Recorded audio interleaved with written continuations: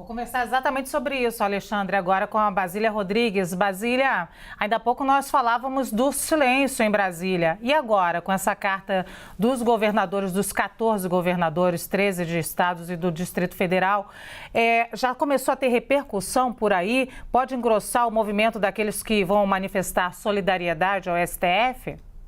Pois é, quem detém uma autoridade maior, de maior calibre aí, permanece em silêncio. E aí a gente está falando do presidente da Câmara dos Deputados, Arthur Lira, quem é dada a prerrogativa de iniciar algum processo de impeachment contra o presidente da República, também o presidente do Senado, Rodrigo Pacheco, quem poderia receber esse pedido de impeachment de um ministro do STF, porque é ao Senado que é dada a tarefa de julgar e processar ministros da Suprema Corte, assim como também o presidente do Supremo Tribunal Federal, Luiz Fux, permanece calado junto com os seus ministros atacados. Então, a posição é de dar um gelo no presidente Jair Bolsonaro. Isso não mudou. No entanto, governadores, assim como senadores da CPI da pandemia e também bolsonaristas, deputados bolsonaristas, têm repercutido essa notícia desde o fim de semana e hoje a gente vê aí um avanço nessas repercussões, mas muito em quem está orbitando, por quem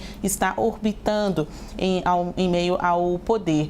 No caso, sobre a carta que a gente viu há pouco, assinada aí por 14 governadores, governadores de 3 estados e aqui o do Distrito Federal, ela foi minimizada, até atenuada por ministros do governo de Jair Bolsonaro, com quem eu troquei mensagens agora há pouco, Um deles indagou 13, somente 13 estados, então, endossaram essa carta de defesa à democracia, de defesa ao Supremo Tribunal Federal. Eles entendem que, ainda que o discurso esteja contra Jair Bolsonaro, nem todo mundo entrou para essa briga e nem mesmo as notas de repúdio, essas manifestações aí conseguem reunir um consenso, conseguem uma maioria de governadores, por exemplo.